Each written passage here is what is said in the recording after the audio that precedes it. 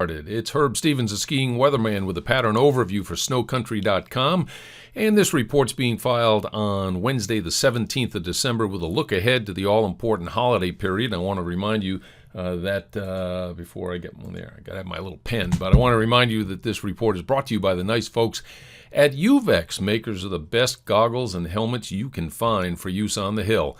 Let's take a look at the jet stream. The headlines. First of all, I'm going to change things up a little bit this week, and I want to point out that a major pattern change is coming next week, and this is going to encompass most, if not all, of the continental 48 states. The West Coast is going to dry out somewhat as a result of that pattern change. The interior West, I think, is going to be the beneficiary of some northwesterly flow snow from that pattern change. The upper Midwest is going to experience a significant storm as we head into next week. It's going to turn colder there. The lake effect is going to crank up.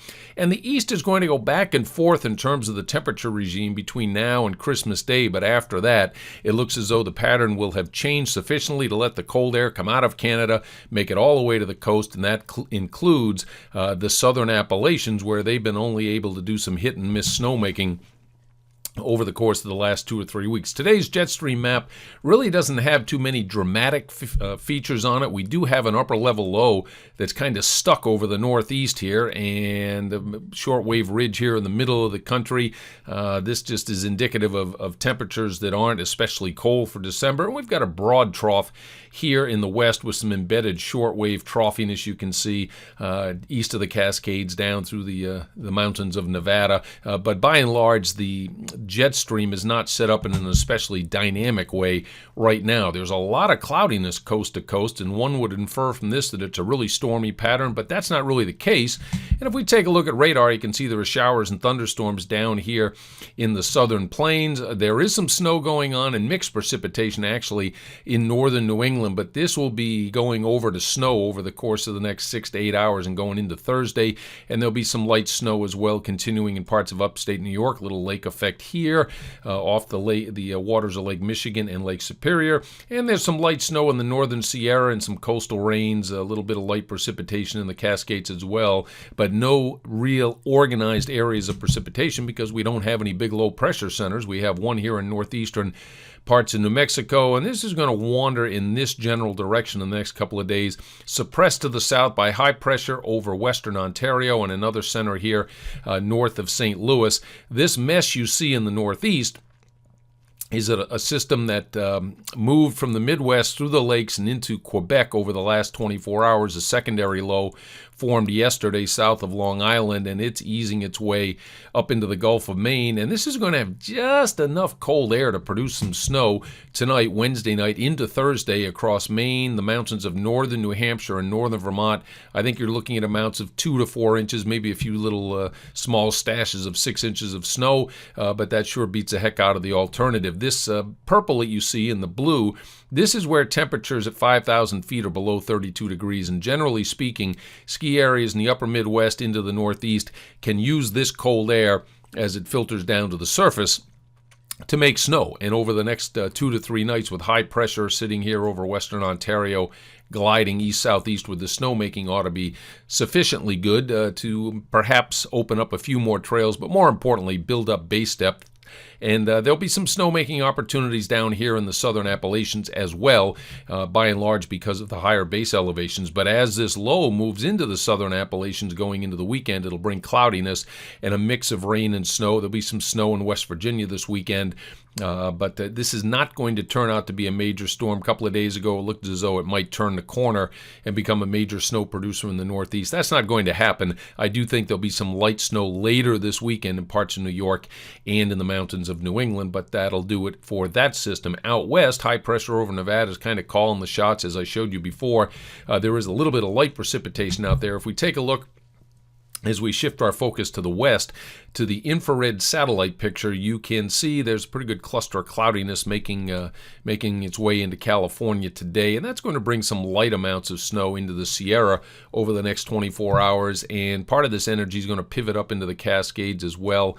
And later this week, I think some of the energy from this storm that's out here in the Gulf of Alaska is going to make it to Washington and Oregon, and Right now, it looks as though the weekend, with snow levels ranging between 4,000 and maybe down to as low as 3,000, there should be a moderate snowfall in the Cascades of Washington and Oregon. Meanwhile, anything from this California system that makes it to the inland ranges will be light and rather intermittent, and there's just not a lot of snow to talk about short range in the western United States once you move away from the systems directly impacted by what's coming in from the ocean. Now, last week I showed you the open cell cumulus clouds that are indicative of cold air, instability, and high precipitation rates. You notice there's none of those clouds trailing these systems, so the air coming in behind is not going to be cold enough to really set the precipitation machine in motion. The cold air is out here with this system in the Aleutians, and a little bit of that will try and work its way to the coast,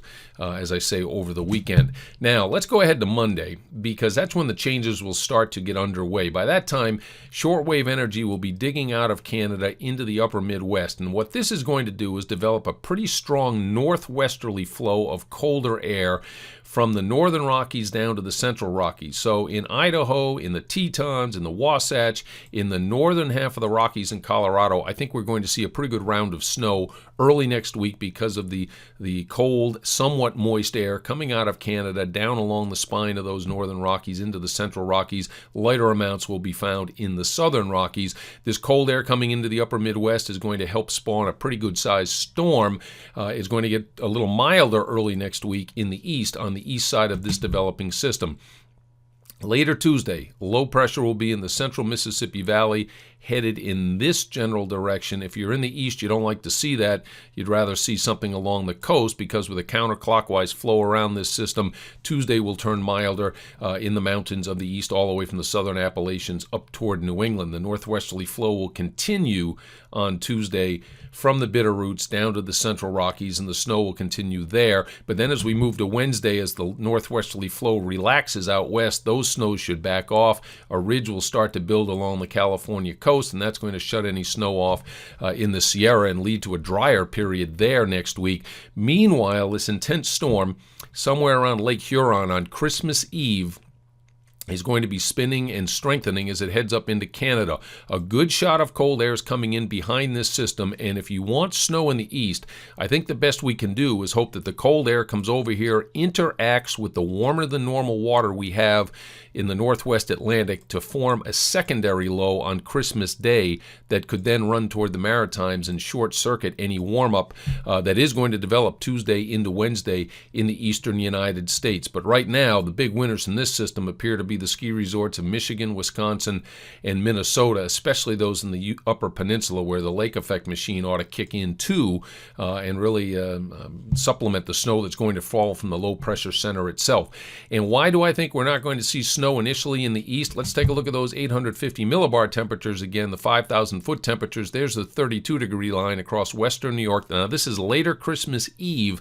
The cold air's out here in the Great Lakes. It's flowing down into the Mississippi Valley, headed into the mountains of North Carolina, but it'll take until later Christmas before this cold sweeps to the coast, hopefully on the backside of a secondary low that forms and changes the rain over to snow in the northeast. But right now, it looks as though Christmas Eve is going to be on the mild side in the resorts of the east before the cold air comes in, and then the cold air is going to dominate, make no mistake about it, through the holiday week in the eastern part of the United States. And that's, I should also point out, that includes the upper Midwest, where it's going to get pretty cold Christmas week. 7-day precipitation totals. These numbers in the northwest are grossly overdone, but that is where most of the precipitation in the west will occur, will be from spokes of energy coming from that storm out in the Aleutians. There's a pretty good shot of snow here in the northern Rockies, and I think it probably should depict a little more. But notice how it enhances things in the Tetons when it hits those mountains, and again when it hits the Rockies in northern Colorado, and that idea in general I do like. The southern system is going to be suppressed to the south, the one that's down here in northern Texas right now, as it goes to the east through the weekend, and it'll keep most of the precipitation down there. And this precipitation you see here over the northeast, that's going to fall on Thursday, the 18th of December. 10-day snowfall. Now, in general, I like this idea that the upper Midwest is going to get tagged by the storm on the 23rd and 24th, and then there'll be some snow also in the northeast. But some of this is from the system that is currently up in the Maritimes, rotating moisture into the colder air over northern New England. Notice notice also there's some snow here in the central and southern Appalachians. That will come from the weekend system that goes underneath and out to sea. Out west, I like the idea of the northern Rockies down through the central Rockies print out of a good amount of snow, and I suspect that the higher elevations of the Cascades above 4,500 feet or so are going to get hit pretty hard over the weekend. I'm a little suspicious of these amounts down here in the Sierra. I think they're a little overdone, but there will be some light to moderate snow there with the system that is just coming ashore as I make this report. 10 days from now, the Canadian ensembles show a broad trough over the eastern two-thirds of the country, a growing ridge in the west. That will dry things out for California up into Oregon. There will be the possibility for energy from the Aleutian Low to come into this ridge over the top and bring snow in the same sort of line that we are going to see Monday and Tuesday of next week from the northern Rockies, northern Cascades down to the central Rockies. And eventually some El Nino energy will come along in the southern branch and perhaps bring some snow to Southern California, Arizona, and New Mexico. But that's at least a week away, probably 10 days to 2 weeks away. We go to 2 weeks from now. The ridge is still there in the west. That gets access to Arctic air, and it's going to be cold from the Rockies all the way to the eastern seaboard. And if we get northern stream energy and southern stream energy together, we could end up with a pretty good coastal low sometime later in the holiday week in the eastern United States. So that's how it breaks down right now and for the next couple of weeks. And overall, a colder pattern will be evolving from the Rockies to the east coast over the course of the next week, especially next week. The northwest flow that develops is going to tag the northern Rockies and central Rockies early in the week, and the Midwest and East are going to see a storm cut through the lakes, hopefully with a secondary along the coast right around Christmas Eve, Christmas Day. But after that storm, in whatever form, gets into eastern Canada, the doors will be open for colder weather for the holiday week. The ridge that complements the trough over the eastern two-thirds of the country is going to keep it kind of quiet in California, Oregon, and Washington during the holiday week.